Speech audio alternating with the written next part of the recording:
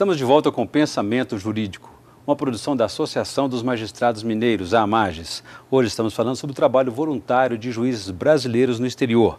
E a nossa convidada é a juíza da primeira vara criminal de Rondônia, em Porto Velho, a mineira Sandra Aparecida Silvestre de Frias Torres. Doutora Sandra, gostaria que você falasse um pouco mais sobre as condições de trabalho, porque a senhora atua na capital e também no interior. Imagine que as situações adversas estavam presentes, né? Como é que foi Com isso? certeza. Como eu disse antes, assim, além das condições materiais, que era, faltava-nos tudo, não tínhamos móveis, não tínhamos computadores, equipamentos, isso nos distritos. E a situação dos juízes internacionais era ainda melhor do que a dos juízes nacionais quando trabalhavam, porque os juízes internacionais contavam com o apoio da ONU, fornecendo helicópteros para deslocamento, fornecendo também equipamento como computadores, coisas que facilitavam o que os juízes nacionais, quando trabalhavam, não tinham. Muitas vezes faziam os processos ainda à mão. Além disso, outras condições que dificultavam era, por exemplo, o fato de que no país são falados 32 dialetos. Nos distritos onde eu trabalhava, diferente da capital, onde a maior parte das pessoas fala tétano, nos distritos as pessoas só falam o dialeto. Isso fazia com que um julgamento feito no distrito precisasse ainda de 2 tradutores, um que falasse do dialeto para o tétano, que é a língua oficial, do tétano para o português, para que eu pudesse compreender. Isso sem contar que nós não tínhamos também tradutores que tinham preparação para fazer isso.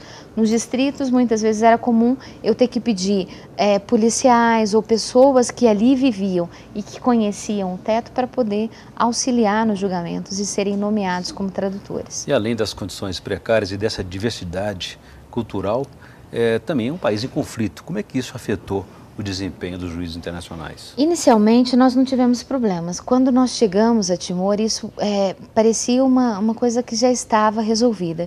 Pelo menos o problema da invasão com a Indonésia, com exceção de Uecusse, que era esse local onde eu disse que trabalhava, que ficavam dentro da Indonésia, então não era possível o acesso por terra. Como é que é o nome dele? Uecusse.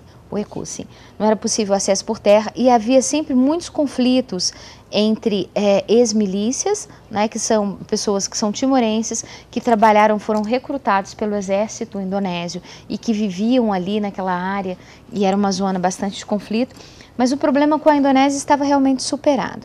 No entanto, em 2006, quando eu estava no final da minha missão, houve um conflito que começou, me parece que em abril de 2006, que se transfigurou numa verdadeira guerra civil.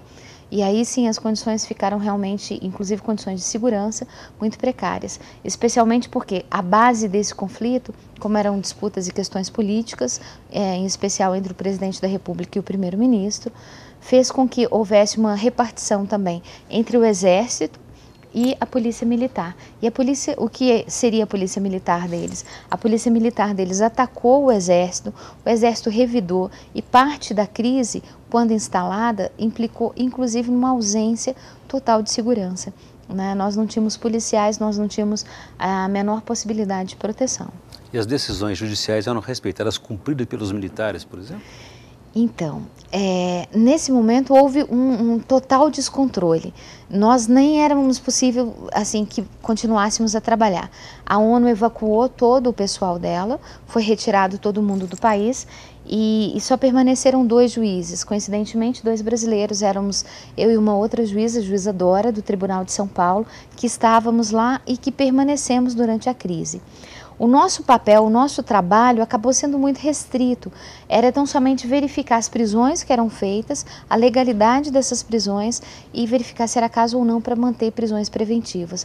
Porque no primeiro momento da crise não foi possível fazer julgamentos, mesmo porque os tribunais foram danificados, o próprio Tribunal de Recurso, que equivale ao Supremo Tribunal deles, foi completamente arrasado por manifestantes e durante a crise. A senhora disse que não havia um sistema judicial, uma legislação definida.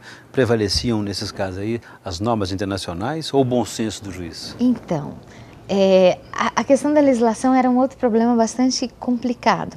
Porque quando eu cheguei, hoje não, hoje eles já têm pelo menos um código penal em vigor além da Constituição. Quando eu cheguei, não existia tão somente a Constituição, né, que foi criada logo depois da independência.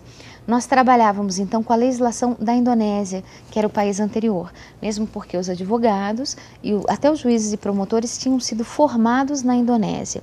Então, Código Civil, Código Penal era o da Indonésia.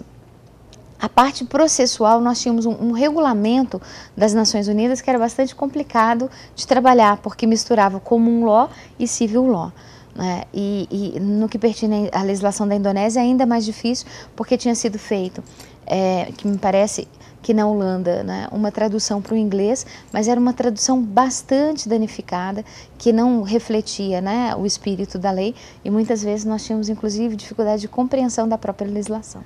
Muito bem. Doutora Sandra, fazendo um novo intervalo, eu gostaria que no próximo bloco a senhora contasse um pouco para a gente da experiência negativa que a senhora teve também, que sofreu um acidente ou um atentado. Eu gostaria que você explicasse para a gente no próximo bloco. A gente volta em instantes.